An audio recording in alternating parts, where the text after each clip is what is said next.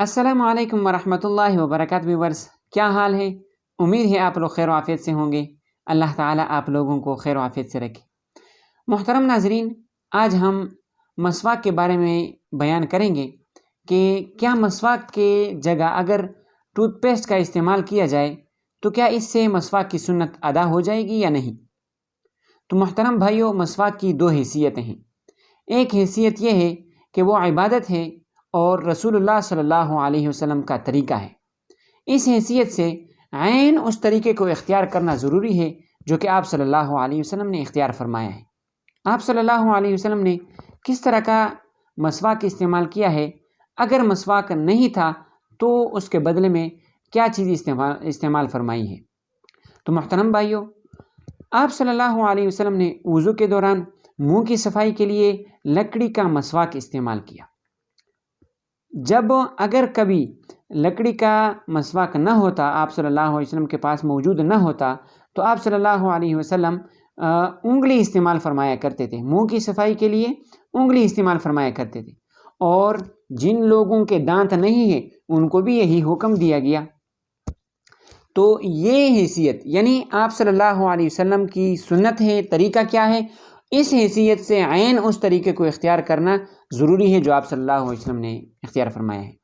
تو اس کا مطلب یہ ہوا کہ مسواک کی سنت تب ادا ہوگی جب آپ صلی اللہ علیہ وسلم کے طریقے کو اختیار کریں گے۔ آپ صلی اللہ علیہ وسلم کا طریقہ کیا تھا کہ وہ لکڑی کا مسواک استعمال فرمایا کرتے تھے۔ تو اس لیے ہمیں بھی چاہیے کہ ہم صرف اور صرف لکڑی کا مسواک استعمال کریں، چاہے زیتون کی لکڑی ہو یا کسی اور کی چیز کی لکڑی ہو۔ دوسری حیثیت جو ہے، ایک عام انسانی عادت ہے کہ انسان جس طرح صفائی کرتا ہے اپنے منہ کی، تو اسے جیسے کپڑے وغیرہ سے بھی ہو سکتی ہے، تو اسی طرح ٹوتھ پیسٹ کے ذریعے سے بھی ہو سکتی ہے۔ اگر اس لحاظ سے دیکھا جائے تو ٹوتھ پیسٹ بھی کافی ہے، یعنی منہ کی صفائی کے لیے وہ بھی کافی ہے، صفائی کا سنت اس سے بھی ادا ہو جائے گا۔ دوسرا مسئلہ یہ ہے کہ اخبار میں لکھی ہوئی آیتیں، یعنی جو قرآن کی آیتیں اس پر لکھی جاتی ہیں، تو کیا اس کو بلا وضو چھو سکتے ہیں یا نہیں؟ بلا وضو کا مطلب کیا ہے کہ جس کا وضو نہیں ہے، یعنی بغیر وضو کے ہے، تو کیا وہ بغیر وضو والا آدمی اس اخبار میں لکھی ہوئی آیتوں کو چھو سکتا ہے یا نہیں؟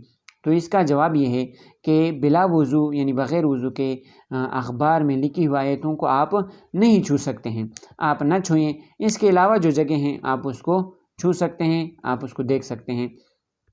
تو اللہ تعالیٰ سمجھنے کی توفیق عطا فرمائے۔